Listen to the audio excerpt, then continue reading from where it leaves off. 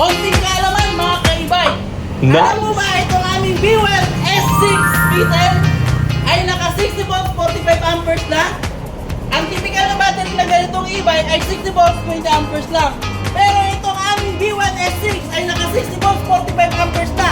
Kung dating nakakarating ka ng 25 kilometers, ngayon 50 kilometers yun! 50 kilometers na!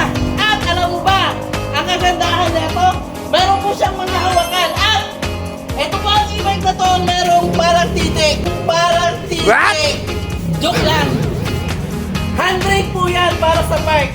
Ito po, meron lang pong 4 na kulay. Meron pong black, gray, blue gray, at purple gray.